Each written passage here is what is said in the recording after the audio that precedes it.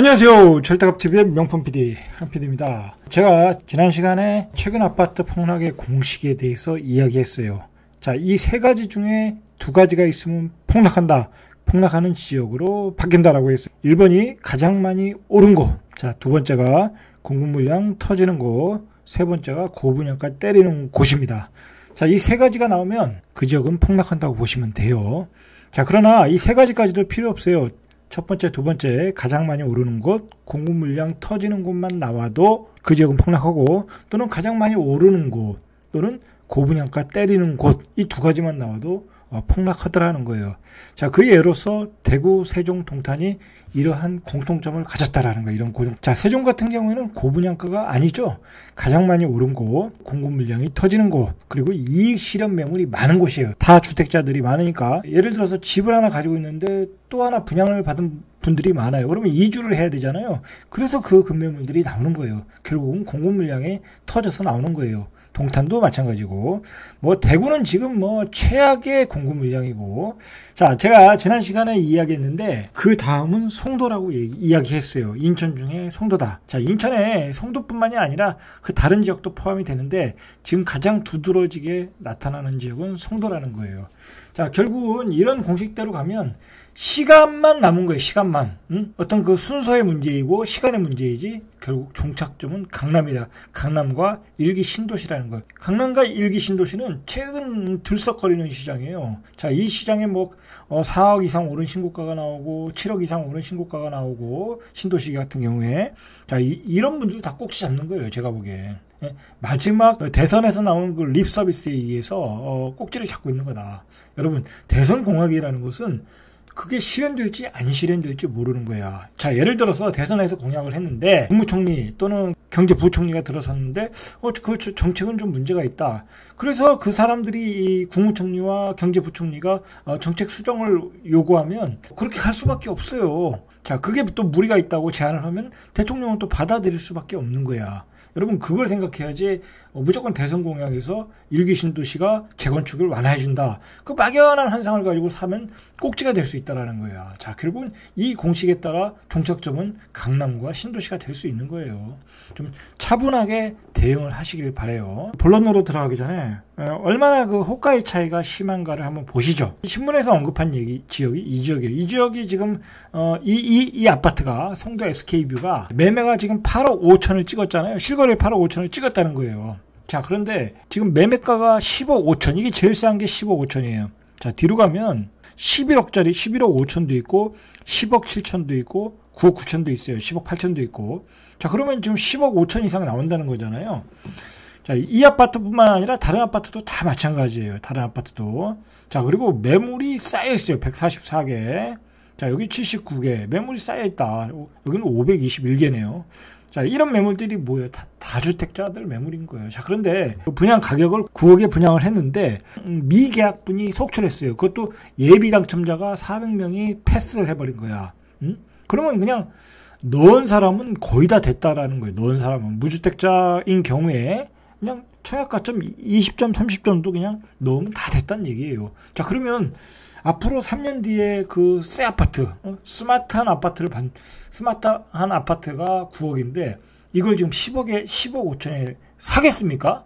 안 산다. 이거죠. 안 산다. 자, 이게 15억 매수가 되려면 지금 여기에 가격이 매수자들이 많이 붙어가지고 가격이 계속 올라가야 돼요. 그러면 15억 5천에 사죠. 그렇지 않겠습니까? 계속 올라간다는 어떤 전제하에, 그리고 청약시장이 경쟁률이 세고, 근데 청약시장이 지금 깨졌는데 이게 15억 5천에 거래가 되겠냐. 자, 이렇게 돼서는 거래가 안 되겠죠. 자, 이런 시장에서 이제 특징은 뭐냐면 이렇게 어떤 그 시장에 대한 막연한 기대감을 가지고 이 10억 5천 높은 호가에 내놔. 근데 또 막상 팔려는 사람은 싸게 내는 거야. 9억에 안 팔리니까 8억 5천에 내놔.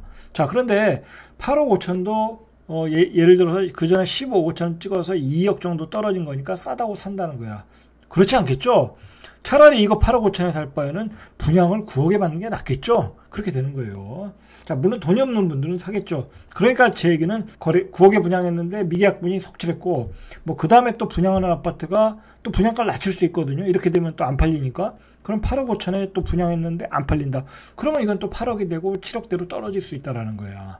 자, 그런 그 원리를 가지고 보셔야 된다. 그런 흐름을 가지고 이 송도의 시장을 봐야 된다. 예전에 잘 나갔던 송도가 아니라는 거예요. 지금 송도는 매물이 쌓이고 있다. 이 고가 매물이 쌓이고 있다. 그래서 가격을 낮춘 것만 간간히 거래가 되고 있다라고 보시면 돼요. 자, 우리가 분양가 9억에도 미계약이 쏟아진다. 그걸 어떻게 해석을 해야 되냐면, 분양가 9억이 넘으니까 그 실수요자, 그 지역의 실수요자들이 부담스러워 한다는 거야.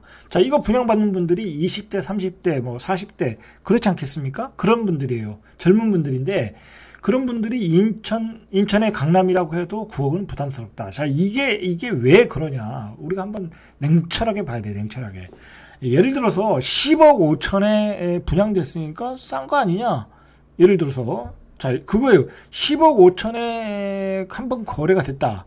그러니까, 이걸 분양하는 시행사는 9억 정도에 내놓으면 당연히 팔릴 거라고 생각했죠. 거기에 좀 판단 미스가 있었던 거예요. 왜 판단 미스가 있었냐면, 예를 들어서 10억 5천에 SK뷰가 거래가 몇 건이나 됐냐, 이거 몇 건이나. 단지별로 보면 한두 건이에요, 한두 건. 많아야 3건. 고점 거래량이 많지 않았다라는 거예요. 그 고점은 말 그대로 꼭지에 물린 사람들이야. 그 사이클에 꼭지에 물린 사람인데, 그 꼭지의 가격을 기준으로 해서 싸게 9억에 내놔도 이 지역 주민은 부담스럽다는 거예요. 인천에 사시는 분들은. 서울도 부담스러워요. 강북도 부담스럽다. 그런데 인천은 뭐 더 말할 나이가 없죠. 왜냐면 인천은 9억을 찍는 집값이라는 게 그렇게 많지 않았어요. 그리고 인천의 강남, 인천의 송도라고 해도 과연 9억에 거래된 가격대가 얼마나 되느냐, 이거 얼마나 되냐. 따져보면 그렇게 많지 않아요. 거래가 올라오는 과정에서 호가가 급등하고 하나 거래되면 5천, 1억씩 올라오는 과정에서 거래량이 많지 않았다라는 거야. 그것도 가수요 또는 실수요가 뒤섞여서 거래가 된 거라 실수요 입장에서는 부담스러워 할 수밖에 없다라는 거예요. 자, 중요한 건 실제 고점 거래량이 거의 없었다. 거래 없이 상승을 했다라는 거, 이 송도 같은 경우에는. 인근의 도시가 다 그래요. 인근의 도시가 다 그렇다. 그러면 거래 없이 상승한 것은 거래 없이 하락하는 거야. 주식과 부동산은 그런 점에서 똑같아요. 거래 없는 상승은 거래 없이 하락한다.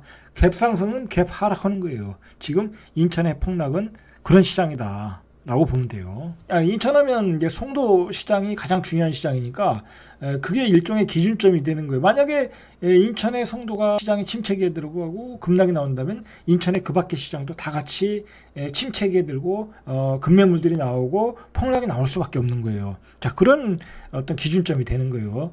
자, 이 인천의 강남 송도는 전형적인 침체 국면으로 가고 있어요. 자, 미계약 물량이 쏟아지고 그다음에 매매 시장에서는 급매가 점점 늘어나고 있다라는 거예요. 급매가. 그리고 매물 자체가 늘어나고 있고 그리고 고분양가에 나오고 전형적인 침체 시장으로 갔다. 시행사 입장에서는 9억 원이 전형 고분양가가 아니라고 생각했지만 지역 주민들은 그걸 고분양가로 받아들이고 있다라는 거예요. 자, GS건설이 몇 달 전에 분양한 송도 자이더스타가 분양 시작 3개월 만에 이게 굉장히 위치가 좋은 데거든요. 3개월 만에 지난달에 17일 미계약 잔여 물량이 84가 계약을 모두 마감했대. 이게 침체기에 나타나는 어떤 계약의 형태예요. 최근 분양을 진행한 힐스테이트 레이크, 여기도 굉장히 인기 있는 단지거든요. 그 전에 또 굉장히 경쟁률이 높았고 전용 84제곱미터가 기준 분양가를 9억 원 아래로 낮췄어요. 여기는 자이더스타에서 그 미계약분이 쏟아져 나오는 것을 보고 9억 원으로 이하로 낮췄고 계약금도 낮췄어요. 10%로. 자, 1순위 천양에서 4.6대1. 4.6대1이면 사실 침체기에 나타나는 경쟁률이에요. 거기다가 8개의 주택형 중 5개가 1순위에서 미달됐다라는 거예요. 이건 뭐 이제 큰 평수나 또는 스타일이 뭐 비인기 스타일 그런 데서 미분양이 났다, 미달됐다. 자, 이 얘기는 뭐예요? 이거 다 침체 국면에서 나타나는 현상이다. 자, 앞으로도 이런 현상이 계속 나타날 거라는 거예요. 분양가를 낮추지 않으면. 자, 그러면 이제 분양가를 계속 낮추지 않겠어요? 예를 들어서 9억 원 하는 게 8억 되지 않겠어요? 자, 8억 해도 부담스러울 수 있다라는 거예요. 그러면 이걸 분양가를 낮추면 계속 구축은 떨어지는 거예요. 여기 분양가가 구축보다 싼데 누가 구축을 사겠어요? 자, 문제는 또 당연히 이제 청약시장에서 미계약분이 쏟아져 나오니까 구축 시장에서는 거래 절벽이 나오겠죠. 자, 거래 절벽이 되면 급매물이 쏟아져 나오는. 자, 이게 뭐가 문제냐면, 자, 인천의 경우에 2022년, 23년에 이렇게 입주 물량이 많아요. 그러면 평균에 14,763가구가 평균 입주 물량인데, 지금 뭐 이게 33,000, 그 다음에 2023년도에 4만. 자, 이렇게 되면은 무슨 현상이 나오냐면, 새로 입주를 해야 되잖아요. 그 인천에 사시는 분들이. 자, 그러면 지금 가지고 있는 아파트를 팔아야 돼. 이게 세종에서 나타난 현상이에요. 세종에서 이렇게 해서 세종의 아파트가 많이 폭락을 했거든요. 빨리 팔아야 돼. 입주는 다가오고. 그러면 그 입주 시기에 바로 급매물들이 쏟아져 나오는 거예요. 쏟아져 나온다. 자, 그러니까 지금 인천의 어떤 그 폭락의 분위기는 하락의 시작일 뿐이에요. 하락의 시작. 좀 죄송한 얘기지만 인천의 송도는 지금 하락의 시작이다. 저는 개인적으로 굉장히 송도를 좋게 보고 굉장히 유망한 지역이라고 봐요. 개인적으로도 꼭 사고 싶은 지역이고 살고 싶은 지역이고. 그러나 지금은 이렇게 공급 물량에 치이고 있다는 거예요. 이렇게 공급 물량에 치면 결정적으로 내가 입주해야 되기 때문에 내 아파트를 급매로 날려야 돼. 그리고 지금 1가구 2주택으로 갈 수가 없잖아요. 가면 취득세가 12%. 자, 그래서 인천은 지금 하락의 초기, 지금 2억 빠졌지만 더 빠질 확률이 높다라는, 그 인천의 그 송도는 지금 최악의 시장으로 달려가고 있는 거예요. 그렇게 보셔야 돼요. 제가 무슨 뭐 폭락론자도 아니고 저는 이렇게 냉정하게 얘기하는 거예요. 그 실제 공급 물량, 그 다음에 실제 그 시장에서 미계약분 쏟아져 나오는 것을 보고, 그리고 그 실수요자의 어떤 반응, 자, 그걸 보고 얘기하는 거잖아요. 그죠? 자, 기존의 매물도 증가하고 거래도 급감하고 있다. 자, 부동산 정보업체 아실에 따르면 송도 국제도시를 포함하고 있는 인천 연수구 아파트 매물이 28일 기준으로 3,845건. 아까도 봤듯이 한 단지에 몇백 개씩 나오고 있어요, 지금. 400개, 500개도 나오고 있어요. 자, 그 매물들이 뭐예요? 다 다가구 주택이에요. 자기가 꼭 팔아야 되는 사람들, 아니면 자기가 다른 데 입주해야 되는 사람들, 자, 그런 사람들이라는 거예요. 자, 인천 연수구 아파트 매매 건수는 지난해 1월이에요. 지난해 1월에 1208건 많았다는 거죠, 이때는. 자, 점점 하락세를 보여서 12월, 지난해 12월이겠죠. 92건. 이때가 이제 고점에서 조금 지났을 때 얘기죠. 완전 곶감. 이거 몇 배, 10분의 1 토막 났잖아요. 12분의 1 토막 났잖아요. 그리고 올해 1월엔 69건.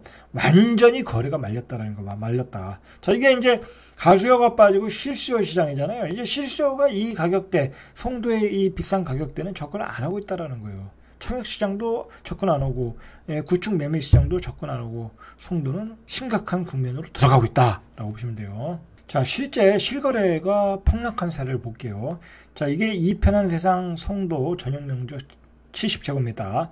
자, 지난달 6일에 7억 7천에 13층의 실거래를 찍었어요. 자, 그런데 이 같은 평수가 지난해 9월 한참 뜨거울 때죠. 8억 5천 32층에 팔린 것과 비교하면 한 8천만 원 정도 하락했다라는 거예요. 자, 많이 빠졌죠. 이 가격이 저렴한 건데. 자, 송도 SK뷰. 아까 매물을 보니까 10억 5천에도 지금도 많이 나왔죠.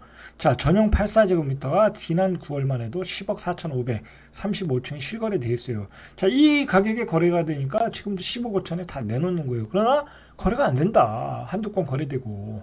그래서 지난달 5일에 한 2억 정도 빼니까 33층, 이것도 로얄층이죠. 8억 5천에 실거래를 찍었다라는 거야. 예? 자, 이런 상황이라는. 이제는 이렇게 하나 그 급매물로 찍으면 이 가격 이상으로는 사람들이 안 사요. 더 떨어질 가능성이 있다라는 거죠. 자, 제가 얘기하지만 이 가격보다도 더 떨어질 가능성이 많아요. 왜냐면 앞으로 공급 물량이, 입주 물량이 많으니까. 입주 물량이 많다라는 건 전세 가격도 떨어지지만 그걸 집을 꼭 팔아야 될 사람이 많다는 거야. 그게 문제라는 거예요. 우리가 봤듯이 이 폭락 공식은 이게 다 들여맞고 있어요. 자, 공식을 대입하면 그 다음이 그대로 예상이 돼요. 자, 결국은 이러한 그 미분양의 점차 확산, 이게 크거든요. 고분양가에 의한 미분양의 확산. 자, 뭐 분양가는 이제 고분양가로 갈 수밖에 없는 거니까. 자, 이렇게 되니까 경기도야 서울 강북에서 일단 그 미계약분이 쏟아졌잖아요. 이제 그리고 이제 곧 그 지방으로 이게 확산될 가능성이 많아요. 자, 지방은 이게 천천히 오고 있어요. 물론 이제 지방의 그 소도시들은 벌써 이미 나타나고 있지만 이제 광역도시도 나타날 가능성이 많아요. 이제 광역도시가 분양가 상한제가 적용되지 않는 지역이 많거든요. 이제 광역도시도 분양가가 높게 나오고 공급 물량 쏟아지면 거기도 골로 갈 수 있어요. 조심하셔라는 얘기예요. 조심하셔라. 조심하시고 지방 광역시 같은 경우도 이제 분양 받을 수 있거든요. 그냥 그 분양 못 받아가지고 뭐 구축 비싸게 사신 분들 많아요. 그럴 필요 없이 이제 기다리시면 지방 광역시도 미계약분이 쏟아져 나올 수 있어요. 받으시면 돼요. 자, 그리고 제가 추가로 말씀드리면 이 요즘 이제 제가 재건축 B급, C급 시장을 한번 한번 살펴봤거든요. 근데 가격이 너무 비싸고 여러분 제가 이 재건축 B급, C급 시장은 이제 다음 시간 테마인데 제가 왜 이 이야기를 하냐면 기본적으로 자꾸 핵심 지역에서도 미분양이 나오고, 그 다음에 인기가 떨어지는 지역에서도 미분양이 나오면, 이 재건축 B급, C급 시장은 급락을 할 수 있어요. 근데 그 가격이 굉장히 고점에 있더라는 거야. 제가 다음 시간에 그건 이야기 해드릴게요. 어쨌든, 이렇게 되면 구축이 거래가 지금 안 된다고 이미 시장에 나오고 있어요. 재건축 시장이 활기를 띠고, 미분양 시장이 점차 확산되고, 이러면 구축이 거래가 안 돼요. 이제 가격이 떨어질 수밖에 없어요.